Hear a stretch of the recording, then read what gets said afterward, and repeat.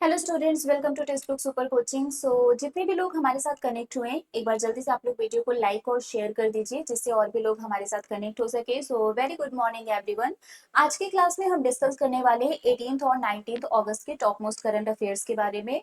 चलिए फटाफट से सेशन स्टार्ट करते हैं। बट सबसे पहले हैप्पी रक्षाबंधन। आप सभी को रक्षाबंधन की ढेर सारी शुभकामनाएं। अच्छे से इस दिन को सेलिब्रेट करिए, है ना। बट ये दिन सिर्फ राखी बांधने और गिफ्ट शेयर करने के लिए नहीं होता है। एक्चुअली ये दिन इसलिए कि आप खुद से एक प्रॉमिस करें, है ना। खुद से आप एक प्रॉमिस करें कि कोई भी हो, है ना, कोई भी लड़का हो कोई भी लड़की हो, आप हमेशा एक दूसरे को सम्मान देंगे, उनकी रिस्पेक्ट करेंगे, उनकी रक्षा करेंगे। फिर चाहे वो आपकी बहन हो या किसी और की बहन हो, चाहे वो आपका भाई हो या किसी और का भाई हो, है ना। हमेशा क्या करना है, एक दूसरे की रिस्पेक्ट करनी है, सम्मान देना है, रक्षा करनी है और अपनी मान मर्यादा को मेंटेन करके रखना है। ठीक है। तो रक्षाबंधन सिर्फ राखी बांधने और गिफ्ट लेने के लिए नहीं होता है। ये एक्चुअली डे होता है कि आपको प्रॉमिस करना है, खुद से प्रॉमिस करना है कि आप हमेशा सामने वाले की रिस्पेक्ट करेंगे, है ना। अगर आप लड़के हैं तो हर लड़की को आपको रिस्पेक्ट देना है, उसकी सम्मान करना है ना। सिर्फ अपनी बहन के रक्षा करना, अपनी बहन के लिए अच्छा सोचना,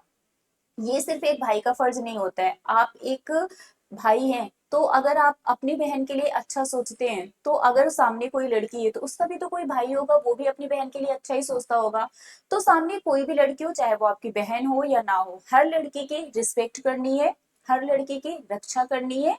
डजेंट मैटर आप उसे जानते भी हो या नहीं जानते हो, बट अगर कोई नीड में है तो आप उसकी हेल्प करेंगे। And same for girls also, है ना। जरूरी नहीं है कि आप सिर्फ अपने भाई की रिस्पेक्ट करें और बाकी सबको बहुत ही रूडली आप उनसे बात कर रही है या बिल्कुल रिस्पेक्ट नहीं दे रही है और अपने भाई को बहुत रिस्पेक्ट दे रही है। जैसे आपका भाई है वैसे किसी और का भी भाई होता है। तो आपको भी क्या करना है, सामने वाले को रिस्पेक्ट देनी है ना। और अगर जरूरत पड़े तो आपको भी उनकी रक्षा करनी है। ठीक है। So happy Raksha Bandhan everyone. ये प्रॉमिस आप खुद से करिए कि ये बदलाव आज से हम खुद में लाएंगे, है ना। और जब हम सब लोग ये बदलाव लाएंगे तो शायद आगे चल के ये जो आजकल हमें इंसिडेंट्स देखने को मिल रहे हैं शायद आगे देखने को ना मिले। क्योंकि जब तक हम खुद में बदलाव नहीं लाएंगे तब तक हम दूसरों को नहीं सजेस्ट कर सकते कि आप ऐसा करो। ठीक है। तो खुद से स्टार्ट करते हैं। आज हम सब मिलकर ये प्रॉमिस करते हैं कि हमेशा सामने वाले की रिस्पेक्ट करेंगे, उसकी इज्जत करेंगे, मान सम्मान देंगे और जब भी जरूरत होगी उनकी रक्षा करेंगे। ठीक है।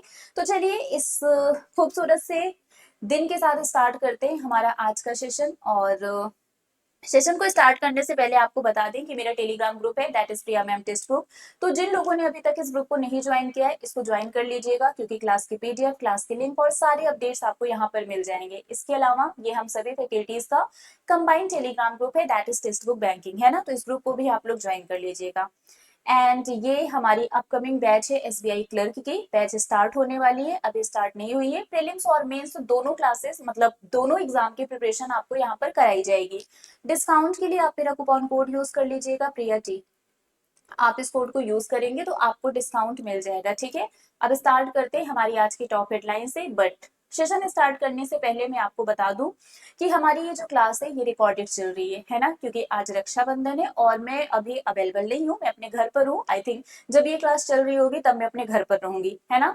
तो इस वजह से ये क्लास रिकॉर्डेड चल रही है। पहले ही मैंने रिकॉर्डिंग कर दी थी जिससे कि आप लोगों का लॉस ना हो, है ना। क्लास नहीं हो पाती है तो बहुत सारी न्यूज मिस हो जाती है और फिर हमारा लॉस हो जाता है। तो इस वजह से मैंने पहले से ही क्लास रिकॉर्ड कर दी थी और हमारी ये आज की क्लास रिकॉर्डेड चल रही है। कोई ये नहीं बोलेगा कि मैम आपने मेरा नाम नहीं लिया या फिर आप कमेंट क्यों नहीं देख रही हैं, रिस्पॉन्स क्यों नहीं दे रही हैं, क्योंकि मैम लाइव नहीं है। बट हाँ, कमेंट सेक्शन में डेफिनेटली मैं लाइव रहूंगी। तो चलिए फटाफट से स्टार्ट करते हैं। और आज जो भी टॉप न्यूज है वो सब हम मिसलेनियस में ही डिस्कस करेंगे। Banking, financial awareness, appointment, national international news इस तरीके से आज के सेशन में नहीं है। ठीक है। तो चलिए देखते हैं पहली न्यूज हमारी क्या है। सबसे पहले जो हमारी न्यूज है, once again very good morning everyone. Matrix cellular introduces India's first e SIM for seamless international travel. बहुत ही ज्यादा इंपॉर्टेंट न्यूज है ये। ठीक है। जो मैट्रिक्स सेलुलर है ना, जो मैट्रिक्स सेलुलर है, इन्होंने क्या किया है, इंडिया का पहला, है ना, इन्होंने इंडिया फर्स्ट मतलब इंडिया का जो पहला ई सिम है, ई सिम मतलब इलेक्ट्रॉनिक, ऑनलाइन बोल सकते हैं, डिजिटल बोल सकते हैं। तो मैट्रिक्स सेलुलर ने इंडिया का पहला ई सिम इंट्रोड्यूस किया है फॉर सीमलेस इंटरनेशनल ट्रेवल। अगर हम इंटरनेशनल ट्रेवल कर रहे हैं तो हम फिजिकल सिम की जगह इस ई इलेक्ट्रॉनिक सिम के थ्रू क्या कर सकते हैं, हम इसको यूज कर सकते हैं। चलिए डिटेल में समझते हैं किसमें है क्या। Matrix Cellular has launched India's first eSIM services offering a seamless travel experience with no need for physical SIM card। मतलब बिना फिजिकल सिम कार्ड के हम क्या कर सकते हैं, जो सिम सर्विस है ई सिम सर्विस के थ्रू इस फैसिलिटी को अवेल कर सकते हैं। तो मैट्रिक्स सेलुलर ने इंडिया का पहला ई सिम सर्विस लॉन्च किया है। याद कर लीजिए किसने इंडिया का पहला ई सिम सर्विस लॉन्च किया है, आंसर क्या होगा, मैट्रिक्स सेलुलर। ठीक है, अगर हम इस ई सिम की बात करें तो ये होगा क्या, ये एक तरीके से सॉफ्टवेयर बेस्ड सिस्टम होगा। जैसे हम लोग बहुत सारे एप्स वगैरह डाउनलोड करते हैं ना, जो सॉफ्टवेयर बेस्ड होता है, तो ये भी आपका एक सॉफ्टवेयर बेस्ड सिस्टम होगा जो आपके डिवाइस में एम्बेडेड होगा, है ना। और फिर आप इजिली इसको अपने फोन से क्या कर सकते हैं, एक्टिवेट कर सकते हैं, है ना। So this E SIM, a software based system embedded in device, allows for easy activation of various cellular plan, reducing cost and simplifying connectivity for travelers। तो मतलब जो भी ट्रेवलर्स हैं, है ना, उनको फिजिकल कार्ड की जरूरत नहीं है, सिम कार्ड की, वो इस सॉफ्टवेयर को डाउनलोड कर सकते हैं और फिर आप अलग अलग सेलुलर प्लान के लिए इजिली इसको एक्टिवेट कर सकते हैं। इससे आपका जो कॉस्ट है, लागत है, वो कम हो जाएगा और जो ट्रेवलर्स हैं उनके लिए कनेक्टिविटी को इजिली सिंप्लीफाई किया जा सकेगा। ठीक है, तो आपको इसमें बस इतना याद करना है कि इंडिया का जो पहला ई सिम सर्विस है, इसको मैट्रिक्स सेलुलर के द्वारा लॉन्च किया गया है। ठीक है, ये जो ग्लोबल ई सिम मार्केट है, ऐसा एक्सपेक्ट किया जा रहा है कि 2028 तक, है ना, ये लगभग 268 मिलियन यूजर्स के पास होगा। तो 2028 तक लगभग 268 मिलियन यूजर्स इस ई सिम को ग्लोबल लेवल पर यूज कर रहे होंगे। ठीक है, तो ये टारगेट रखा गया है। Matrix Cellular aims to lead this market with its extensive global coverage and customer-focused plan, including unlimited data and 1 GB of free international data on select plan। तो ये तो इनका प्लान वगैरह के बारे में बताया गया, ये आपसे एग्जाम में नहीं पूछा जाएगा। बस इतना याद रखना है कि इंडिया का जो पहला ई सिम सर्विस है, इसको मैट्रिक्स सेलुलर ने लॉन्च किया है और इन्होंने ये बोला है कि 2028 तक ग्लोबल ई सिम मार्केट, ये एक्सपेक्ट किया जा रहा है कि लगभग 268 मिलियन यूजर्स होंगे इस ई सिम के। ठीक है, क्लियर हो गया। इजी न्यूज है, इंपॉर्टेंट है, अच्छे से याद कर लीजिएगा। चलिए अब आते हैं नेक्स्ट न्यूज पर। This one is also very important news. 3 more Ramsar wetland sites now in India, taking total two 85। अब 3 नए, है ना, 3 नए रामसर वेटलैंड साइट ऐड किए गए हैं। आज जितनी न्यूज है सब बहुत इंपॉर्टेंट है, लास्ट तक आप लोग देखना। 3 रामसर वेटलैंड साइट को क्या किया गया है, ऐड किया गया है। और इसके साथ ही अब जो टोटल रामसर साइट हो गया है हमारी कंट्री में, वो कितना हो गया है, 85। ठीक है, टोटल रामसर साइट कितने हो गए हैं, 85 हो गए हैं। ध्यान से समझिएगा। The environment ministry announce the designation of 3 more wetland, और ये है कौन कौन सा, नंजरायन बर्ड सेंचुरी तमिलनाडु में, कजुवेली बर्ड सेंचुरी तमिलनाडु में एंड तवा रिजर्वायर मध्य प्रदेश में, इसको as a Ramsar site designate किया गया है। और इसके साथ ही अब जो टोटल रामसर साइट इंडिया में हो गया है, ये कितना हो गया है, 85। ठीक है, तीनों याद रखना। तो तीनों कौन कौन से हैं, ये जो नंजरायन बर्ड सेंचुरी है, ये आपको तमिलनाडु के तिरुपुर डिस्ट्रिक्ट में देखने को मिलेगा। काजुवेली बर्ड सेंचुरी ये तमिलनाडु के विल्लुपुरम डिस्ट्रिक्ट में देखने को मिलेगा। और तवा रिजर्वायर ये आपको मध्य प्रदेश के होशंगाबाद डिस्ट्रिक्ट में देखने को मिलेगा। तो ये तीनों आपको याद करना है। कहाँ पर, 2 तमिलनाडु से है और 1 मध्य प्रदेश से है। ठीक है, तो 2 तमिलनाडु से है और 1 मध्य प्रदेश से है। 3 नए रामसर साइट ऐड किए गए हैं, इसके साथ ही टोटल अब 85 हो गया है। क्लियर है। चलिए अगर हम इंडिया की बात करें, ठीक है, तो इंडिया ये रामसर कॉन्वेंशन को इन्होंने कब साइन किया था, 1982 में। ठीक है, तो भारत ने 1982 में रामसर कॉन्वेंशन को क्या किया था, साइन किया था, इसका सिग्नेटरी बना था। अगर हम रामसर साइट की बात करें तो ये 1971 में, है ना, रामसर में, जो कि ईरान में एक जगह है, वहां पर इसको साइन किया गया था। और जिस डेट को साइन किया गया था उसी दिन हम लोग वर्ल्ड वेटलैंड डे सेलिब्रेट करते हैं। आप जरा मुझे कमेंट करके बताइए कि वेटलैंड डे कब सेलिब्रेट किया जाता है। ठीक है, चलिए सो इस 3 नए साइट के साथ इंडिया के पास अब टोटल 85 रामसर साइट्स हो गए हैं। ठीक है, अब यहाँ पर आता है आपका इंपॉर्टेंट पॉइंट, बहुत ध्यान से समझना। Tamil Nadu has the highest number of Ramsar site. आपसे एग्जाम में पूछा जा सकता है कि सबसे ज्यादा रामसर साइट कहाँ पर है, तो तमिलनाडु में कितने, 18। ठीक है, और सेकंड पर कौन है, यूपी। यूपी में कितने हैं, 10। तो ये आप जरूर याद रखना, तमिलनाडु में सबसे ज्यादा रामसर साइट है, 18 है, और यूपी में 10 है, यूपी सेकंड पोजीशन पर है। ठीक है, इंडिया का जो रामसर वेटलैंड है ये 10% है टोटल वेटलैंड एरिया का इन द कंट्री। ठीक है। अगर हम इंडिया के रामसर वेटलैंड की बात करें तो it constitutes about 10% of the total wetland area in the country, जो कि 18 स्टेट में फैला हुआ है। अब अगर हम वर्ल्ड लेवल की बात करें, है ना, तो सबसे ज्यादा रामसर साइट आपको यूके में देखने को मिलेगा, 175 है। सेकंड पर आपको मैक्सिको देखने को मिलेगा, 142 है, ठीक है। और वहीं अगर हम बात करें कि लार्जेस्ट एरिया, है ना, कहाँ पर है रामसर प्रोटेक्शन का, तो ये होगा बोलीविया, ठीक है। तो बोलीविया में रामसर प्रोटेक्शन के अंदर सबसे लार्जेस्ट एरिया आपको देखने को मिलेगा, जो कि 1,48,000 स्क्वायर किलोमीटर है। क्लियर हो गया। चलिए, इंडिया में आपको 19 टाइप के वेटलैंड मिलेंगे, जहां पर सबसे लार्जेस्ट एरिया आपको गुजरात में देखने को मिलेगा, उसके बाद आंध्र प्रदेश है, देन यूपी है, एंड देन वेस्ट बंगाल है। ये सारे पॉइंट्स आप लोगों को याद करने हैं, क्योंकि यहाँ पर रामसर साइट से रिलेटेड न्यूज आई है, तो ये सारे क्वेश्चंस आपसे पूछे जा सकते हैं, ठीक है। सारे पॉइंट्स मैंने आपको बता दिए हैं। तो सबसे पहले आपको याद रखना है कि अभी 3 रामसर साइट रिसेंटली ऐड किए गए हैं, जिसके साथ टोटल जो रामसर साइट है हमारी कंट्री में वो 85 हो गया है। 3 जो ऐड हुए उसमें से 2 तमिलनाडु से, एक मध्य प्रदेश से है। एक का नाम है नंजारियन बर्ड सेंचुरी, जो कि तमिलनाडु में है। काजुएली बर्ड सेंचुरी तमिलनाडु में है। तवा रिजर्वायर ये एमपी के होशंगाबाद में है, ठीक है। इंडिया ये रामसर कॉन्वेंशन का सिग्नेटरी कब बना था? 1982 में। रामसर जो ट्रीटी है ना, ये रामसर कॉन्वेंशन है, ये कब साइन किया गया था? 1971 में। क्लियर है। ओके, सबसे ज्यादा रामसर साइट इंडिया में कहां पर है? तमिलनाडु में है, टोटल 18। और सेकंड पर कौन है? यूपी, यहाँ पर 10 है, ठीक है। और बाकी इसके अलावा सबसे ज्यादा अगर हम बात करें तो ओवरऑल आपको यूके में देखने को मिलेगा, उसके बाद मैक्सिको में, और लार्जेस्ट एरिया रामसर प्रोटेक्शन में कहां पर है? बोलीविया में। क्लियर हो गया। और इंडिया में लार्जेस्ट एरिया आपको गुजरात में देखने को मिलेगा। आई थिंक क्लियर होगा, ठीक है। अब हम आते हैं नेक्स्ट न्यूज पर। नेक्स्ट न्यूज की अगर हम बात करें, so ancient Maharashtra rock art declared protected monument. ये जो आपको दिख रहा है ये एंशियंट महाराष्ट्र रॉक आर्ट है ना। रॉक आर्ट, जो रॉक होता है, पत्थर होता है, उस पर डिजाइन वगैरह बनाई जाती है, तो मतलब किसी भी तरीके की कारीगरी होती है, उसको हम रॉक आर्ट बोलते हैं। तो ये जो एंशियंट महाराष्ट्र रॉक आर्ट है, इसको प्रोटेक्टेड मॉन्यूमेंट डिक्लेयर किया गया है। इंपॉर्टेंट है, याद रखिएगा। आपसे एग्जाम में पूछा जा सकता है कि रिसेंटली कौन से स्टेट के रॉक आर्ट को अभी रिसेंटली प्रोटेक्टेड मॉन्यूमेंट डिक्लेयर किया गया है, तो आंसर क्या होगा? Maharashtra rock art. क्लियर है। Okay, so Maharashtra government has recently declared the geoglyphs and petroglyphs in Ratnagiri as protected monument under the Maharashtra Ancient Monument and Archaeological Sites and Remains Act 1960। ध्यान से समझना, महाराष्ट्र गवर्नमेंट ने recently Ratnagiri में, है ना, रत्नागिरी में इन्होंने जियोग्लिप्स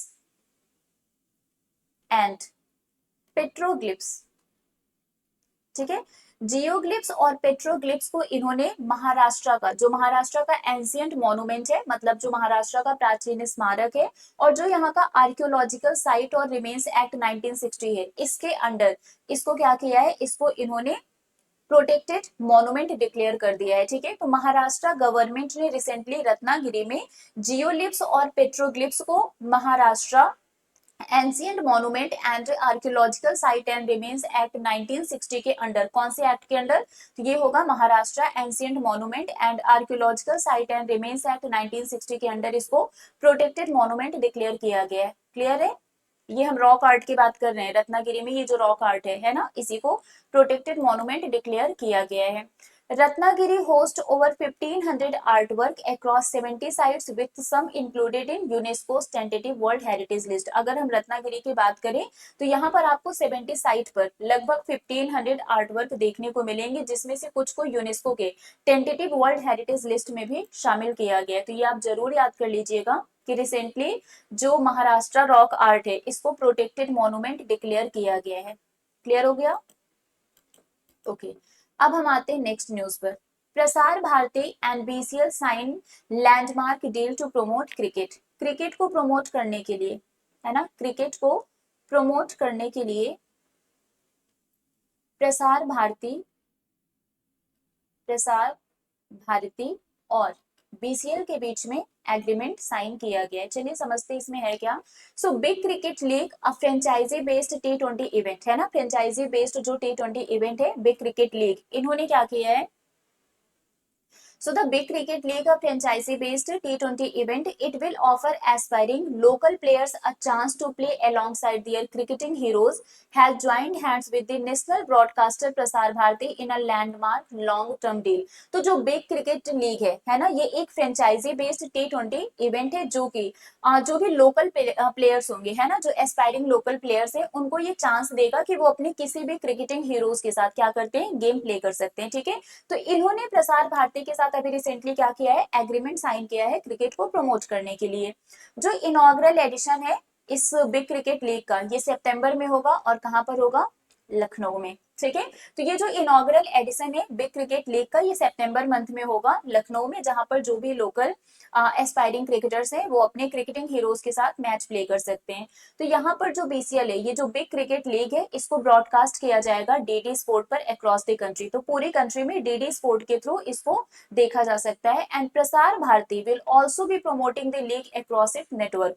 प्रसार भारती भी इसको क्या करेगा, अपने नेटवर्क पर इसको प्रमोट करेगा। और इसी के लिए बीसीएल ने प्रसार भारती के साथ क्या किया है, एग्रीमेंट साइन किया है। ठीक है, इसमें आपको 6 टीम मिलेंगी, Awadh lion, northern challengers, Rajasthan king, Mumbai marines, southern spartans and Bengal rhinos. ठीक है, तो ये 6 टीम आपको इसमें देखने को मिलेंगी। इंपॉर्टेंट है, इसको ध्यान से समझ लीजिए कि प्रसार भारती और बिग क्रिकेट लीग ने एक डील साइन किया है क्रिकेट को प्रमोट करने के लिए। बिग क्रिकेट लीग की अगर हम बात करें तो ये एक फ्रेंचाइजी बेस्ड T20 इवेंट है, जिसमें जो भी एस्पायरिंग लोकल प्लेयर हैं उनको चांस मिलेगा कि वो अपने क्रिकेटिंग हीरोज के साथ क्या कर सकते हैं, मैच प्ले कर सकते हैं। क्लियर हो गया।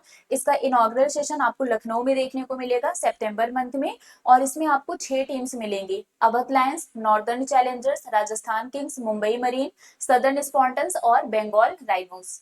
क्लियर है।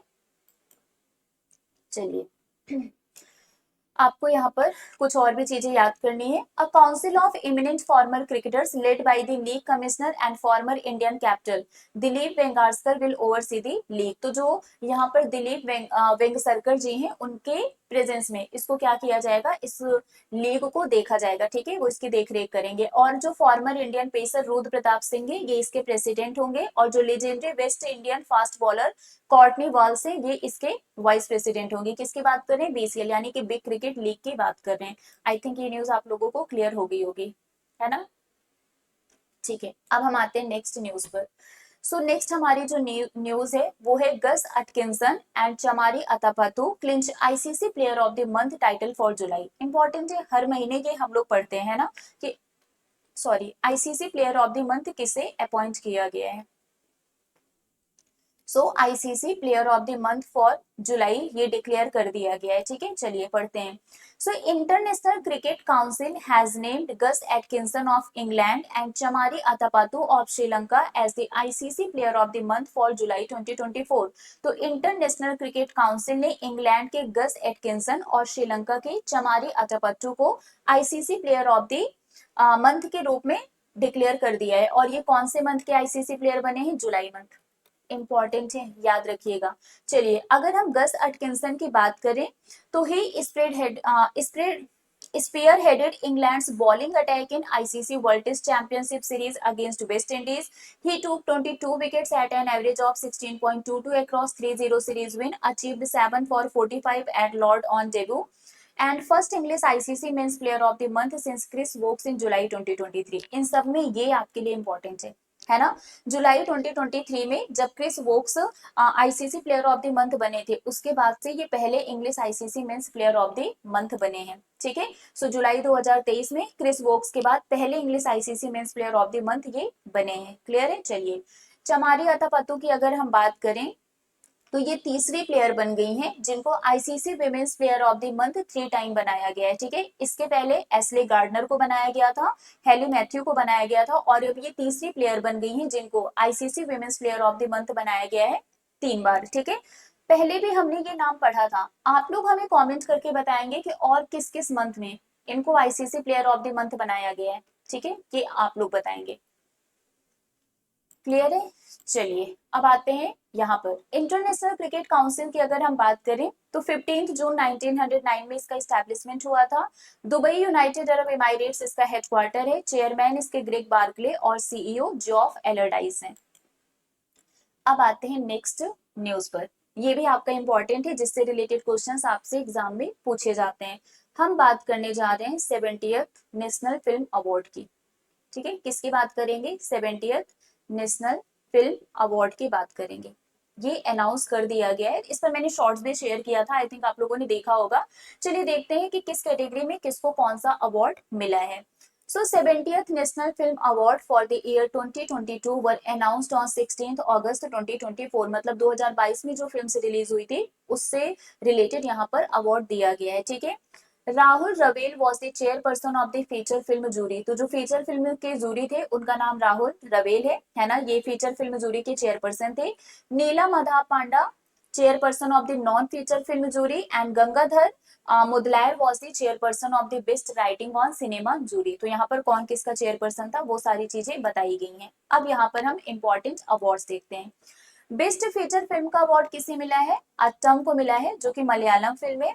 Best debut film of a director ये फौजा को मिला है, डायरेक्टर इसके प्रमोद कुमार जी हैं। Best popular film providing wholesome entertainment ये कन्नड़ा जो मूवी है कंतारा उसको मिला है, इसके डायरेक्टर ऋषभ शेट्टी जी हैं। Best feature film promoting social national and environmental values ये कच्छ एक्सप्रेस को मिला है, जो कि गुजराती फिल्म है, डायरेक्टर विरल शाह जी हैं। और best film in animation visual effect gaming and comic ये ब्रह्मास्त्र को मिला है, पार्ट 1 शिवा, और इसके डायरेक्टर अयान मुखर्जी जी हैं। ठीक है, बेस्ट डायरेक्शन की अगर हम बात करें, ऊंचाई हिंदी फिल्म है, डायरेक्टर सूरज आर बड़जात्या जी हैं, तो इनको बेस्ट डायरेक्टर का अवार्ड मिला है ऊंचाई के लिए। Best director in a leading role ये ऋषभ शेट्टी को मिला है कंतारा के लिए। Best actress in a leading role ये नित्या मेनन को मिला है फिल्म चित्रम बालम तमिल फिल्म के लिए, और मानसी पारेख को मिला है कच्छ एक्सप्रेस के लिए। तो यहाँ पर आपको दो नाम याद रखना है, best actress in a leading role एक नित्या मेनन और दूसरा Mansi Parekh. Best actor in a supporting role ये पवन राज मल्होत्रा जी को मिला है। Best actress in a supporting role ये नीना गुप्ता को मिला है। बेस्ट चाइल्ड एक्ट्रेस ये श्रीपत को मिला है। बेस्ट मेल प्लेबैक सिंगर ये अरिजीत सिंह को मिला है ब्रह्मास्त्र के लिए। बेस्ट फीमेल प्लेबैक सिंगर ये बॉम्बे जयश्री को मिला है। एंड बेस्ट म्यूजिक डायरेक्शन ये प्रीतम को मिला है ब्रह्मास्त्र के लिए। ठीक है, ये सब याद करना पड़ेगा, सब नहीं याद करना है, मेन मेन याद करना है, like best actor, best actress, best film, है ना, ये सारी चीजें आपको याद करनी है। Best director, best Hindi film ये गुलमोहर को मिला है, राहुल बी चितेला इसके डायरेक्टर है। बेस्ट तीवा फिल्म ये सिकाइशल को मिला है, स्पेशल मेंशन गुलमोहर और काजीगन को मिला है। बेस्ट नॉन फीचर फिल्म ये आईना है। And award for best book on cinema ये Kishore Kumar the ultimate biography को मिला है। एंड बेस्ट फिल्म क्रिटिक ये दीपक दुआ को मिला है हिंदी कैटेगरी में, जो हिंदी फिल्म है। ठीक है, तो ये सारी चीजें आपको याद करनी है। 70th national film award exam में क्वेश्चन आता है। ठीक है, चलिए इसमें आप मैं बता रही हूँ क्या क्या याद कर लेना।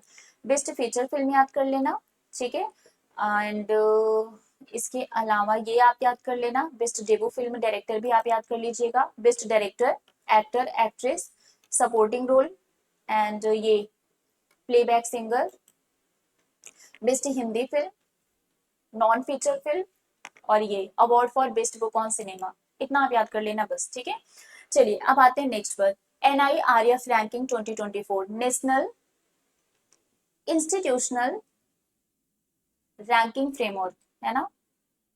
यहाँ पर जो भी कॉलेजेस वगैरह होते हैं, यूनिवर्सिटीज वगैरह होती हैं, उनकी रैंकिंग की जाती है इनके द्वारा, NIRF के द्वारा। तो NIRF रैंकिंग 2024 अनाउंस कर दिया गया है, जिसमें एक बार फिर से IIT मद्रास ने ओवरऑल कैटेगरी में टॉप किया है और यूनिवर्सिटी में IISc बेंगलुरु ने टॉप किया है। चलिए देखते हैं किस कैटेगरी में कौन है।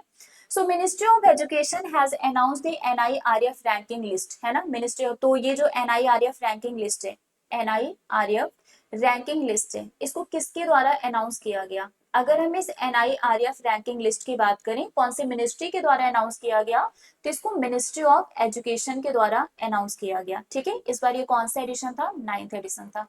क्लियर है यहाँ तक? चलिए अब एक एक पॉइंट को बहुत ध्यान से समझना।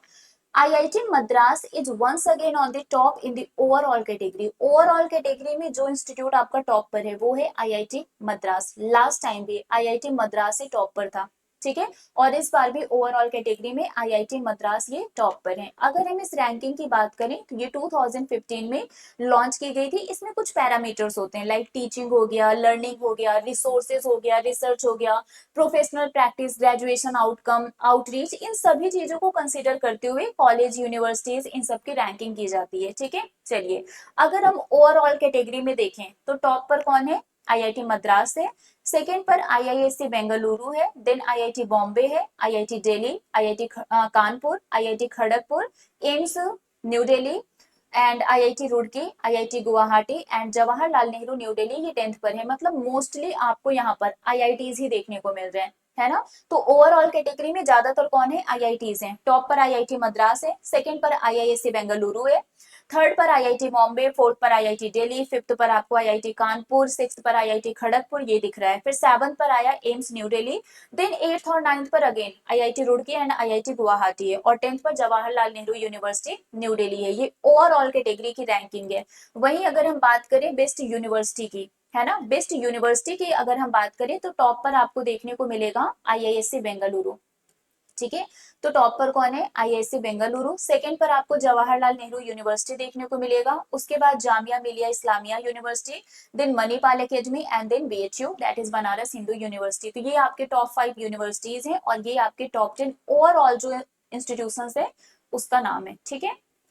चलिए, अब हम आते हैं नेक्स्ट न्यूज पर। नेक्स्ट न्यूज की अगर हम बात करें so IRS officer Rahul Navin has been appointed as the new director of the Enforcement Directorate. Important है, ईडी का नया डायरेक्टर किसे अपॉइंट किया गया है? तो इनका नाम है राहुल नवीन, ठीक है। राहुल नवीन को इस इन्फोर्समेंट डायरेक्टोरेट का नया डायरेक्टर अपॉइंट किया गया है, ठीक है। सो sorry, the appointment committee of the cabinet chaired by the prime minister Narendra Modi has approved the appointment of the Rahul Naveen as the director of the directorate of enforcement। तो इनको प्रवर्तन निदेशालय का निर्देशक अपॉइंट किया गया है, ठीक है। चलिए, Rahul Naveen was appointed as the acting director of the enforcement directorate by the government of India on 15th September 2023 after Sanjay Kumar Mishra's retirement। इसके पहले जब संजय कुमार मिश्रा जी ने इस पोस्ट से रिटायर कर दिया, मतलब रिजाइन कर दिया, सॉरी रिटायर हो गए थे वो, है ना। तो उनके रिटायरमेंट के बाद, संजय कुमार मिश्रा जी के रिटायरमेंट के बाद 15 सितंबर 2023 में राहुल नवीन जी को इसका एक्टिंग डायरेक्टर अपॉइंट किया गया था और अब फाइनली अब इनको इसका डायरेक्टर अपॉइंट कर दिया गया, ठीक है। तो ये इंपॉर्टेंट है। और इनके पहले कौन था इस पोस्ट पर? तो संजय कुमार मिश्रा जी थे। नेक्स्ट न्यूज पर आते हैं। Vinay Mohan Kwatra takes charge as Indian ambassador to the US. ये आपके लिए इंपॉर्टेंट है। विनय मोहन क्वात्रा जी ये Indian ambassador to the US appoint किए गए हैं, ठीक है। Vinay Mohan Kwatra has officially taken over as the Indian ambassador to the United State, और इन्होंने तरनजीत सिंह संधू जी को क्या किया है? रिप्लेस किया है। थोड़े दिन पहले भी हमने ये न्यूज पढ़ी थी, तब इनको ये अनाउंस किया गया था कि ये बनेंगे, और अब इन्होंने ऑफिशियली अपने पदभार को संभाल लिया है, ठीक है। इसलिए हम दोबारा इसको न्यूज में पढ़ रहे हैं। तो विनय मोहन क्वात्रा इनको आधिकारिक तौर पर यूएसए में भारतीय राजदूत के रूप में क्या किया गया है? अपॉइंट किया गया है, और इन्होंने तरनजीत संधू जी को रिप्लेस किया है। मतलब इसके पहले तरनजीत सिंह संधू जी थे। चलिए, कुछ रिसेंट अपॉइंटमेंट पढ़ लेते हैं। सो एनएचपीसी लिमिटेड का सीएमडी राजकुमार चौधरी जी को बनाया गया है। पीएमओ में एडिशनल सेक्रेटरी अमित सिंह नेगी जी बने हैं। सीरियस फ्रॉड इन्वेस्टिगेशन ऑफिस के डायरेक्टर समीर अश्विन वकील जी बने हैं। डिप्टी इलेक्शन कमिश्नर इन ईएसआई मनीष गर्ग, संजय कुमार और अजीत कुमार जी बने हैं। और एम्प्लॉइज स्टेट इंश्योरेंस कॉर्पोरेशन यानी कि ईएसआईसी का डायरेक्टर जनरल अशोक कुमार सिंह जी को अपॉइंट किया गया है, ठीक है। चलिए, बाकी इसके अलावा आप सबको पता है कि मंडे टू फ्राइडे हमारी मास्टर क्लास होती है 12 बजे। सिर्फ 30 मिनट की हमारी ये क्लास होती है, बिल्कुल फ्री में, और ये टेक्स्ट बुक ऐप पर होती है, ठीक है। तो आप लोग इस क्लास को जरूर ज्वाइन किया करिए। आज ये क्लास नहीं होगी, लेकिन मंडे टू फ्राइडे आपकी डेली क्लास होती है। और अब हम आते हैं हमारे आज के होमवर्क क्वेश्चन पर। क्वेश्चन आंसर हम लोग आज नहीं करेंगे, बिकॉज ये लाइव क्लास नहीं है, रिकॉर्डेड चल रही है। जब लाइव क्लास चलेगी तब हम लोग क्वेश्चन आंसर करेंगे। तो आज का हमारा जो होमवर्क क्वेश्चन है वो है, who were declared joint winner of the SAFF women's under 19 championship, ठीक है। इसका आंसर आप लोग कमेंट करके बताइएगा। आज के चैंपियन और विनर की अगर हम बात करें तो आज के चैंपियन और विनर आप सभी लोग हैं। So congratulation to each and everyone, ठीक है। आप सभी हमारे चैंपियन और विनर हैं। और ये मेरा टेलीग्राम ग्रुप है, that is Priya ma'am text book. तो इसको आप लोग ज्वाइन कर लीजिएगा। इस क्लास की पीडीएफ आपको यहाँ पर मिल जाएगी। और ये हम सभी फैकल्टीज का कंबाइंड टेलीग्राम ग्रुप है। एसबीआई क्लर्की की बैच स्टार्ट होने वाली है, पहले भी मैंने आपको बताया था। तो जिन लोगों को एसबीआई क्लर्की की प्रिपरेशन करनी है आप इसमें एनरोल करवा लीजिए। डिस्काउंट के लिए आप मेरा कूपन कोड यूज कर लीजिएगा, प्रिया टी। आप इस कोड को यूज करेंगे तो आपको डिस्काउंट मिल जाएगा, ठीक है। बाकी अगर पेड बैच को परचेज करने में या फिर परचेज करने के बाद उसके एक्सेस में किसी भी तरीके की प्रॉब्लम आ रही है तो आप इस स्टूडेंट हेल्पलाइन नंबर पर कॉल कर सकते हैं। तो अभी के लिए फिलहाल बस इतना ही है, मिलेंगे आपसे फिर नेक्स्ट सेशन में और जल्दी आपसे लाइव मिलेंगे। Till then bye bye guys, take care, thank you so much and once again wishing you all a very happy Rakshabandhan.